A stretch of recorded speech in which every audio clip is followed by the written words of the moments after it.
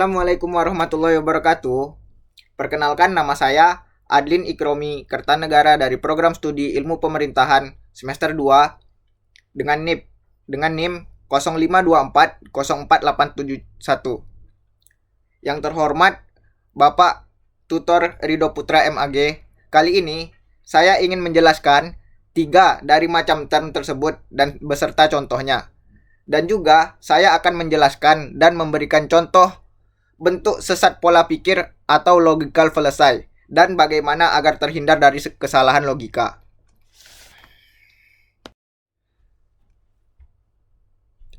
Term itu terbagi menjadi banyak jenis, tetapi saya akan menjelaskan 3 saja.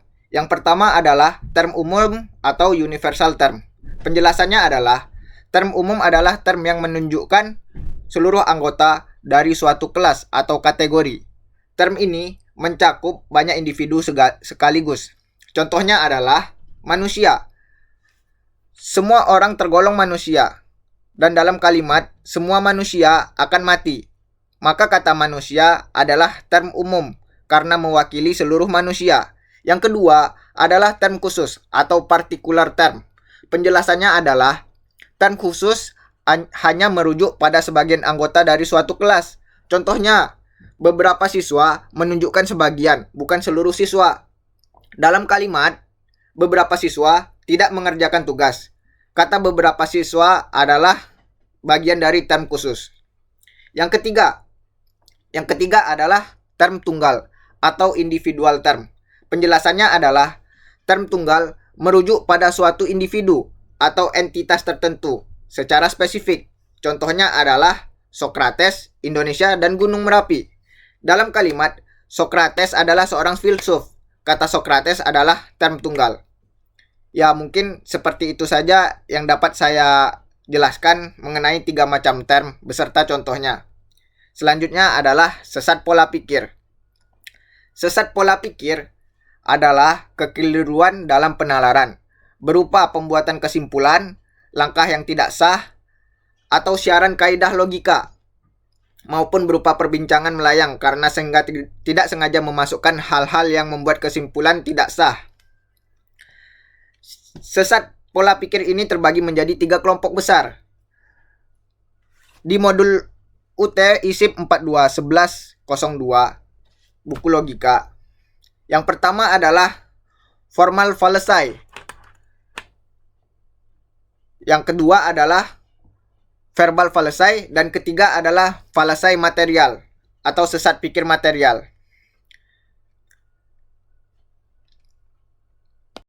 Saya akan membahas yang pertama adalah formal fallacy atau sesat pola pikir formal.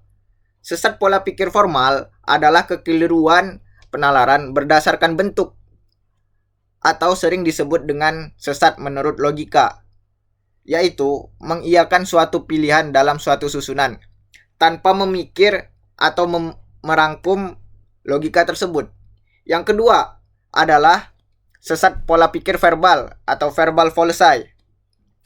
Verbal fallacy adalah kekeliruan penalaran berdasarkan kata-kata, yakni penggunaan yang salah atau makna ganda dari suatu kata yang disebut sebagai sesat pola pikir semantik. Sesat pikir ini biasanya karena kata yang bermakna ganda. Misalnya, suatu rumah memiliki halaman dan juga suatu buku memiliki halaman. Suatu buku atau modul memiliki halaman. Jadi, buku atau modul itu adalah rumah. Padahal, kata halaman berperan sebagai konsep tengah pada contoh bermakna ganda. Sehingga rumah dan buku mempunyai halaman. Yang ketiga adalah materi sesat pikir.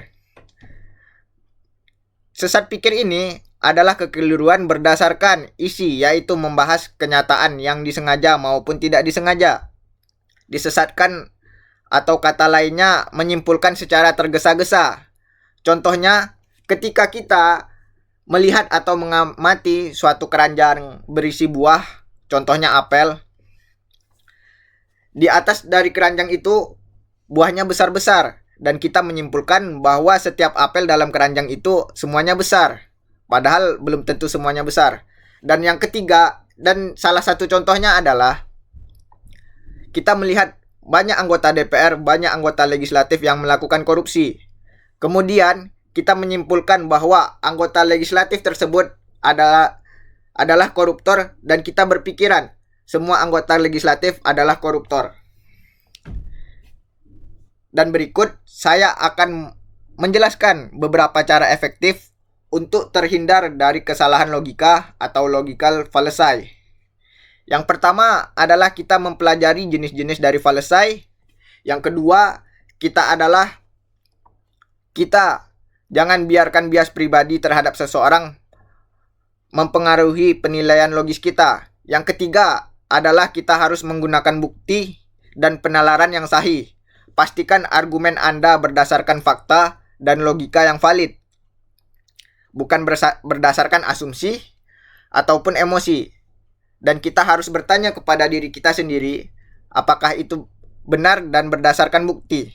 Yang keempat adalah menghindari generalisasi berlebihan, yaitu kita jangan menyimpulkan sesuatu secara luas hanya dari satu ataupun dua contoh. Seperti saya kenal 2 orang yang malas. Berarti semua orang di tempat itu adalah orang yang malas. Kita tidak boleh berpikiran seperti itu. Ya baiklah, mungkin demikian penjelasan dari saya. Apabila ada kekurangan dan kesalahan, saya mohon maaf. Sekian dari saya. Wabillahi taufik wal hidayah. Wassalamualaikum warahmatullahi wabarakatuh.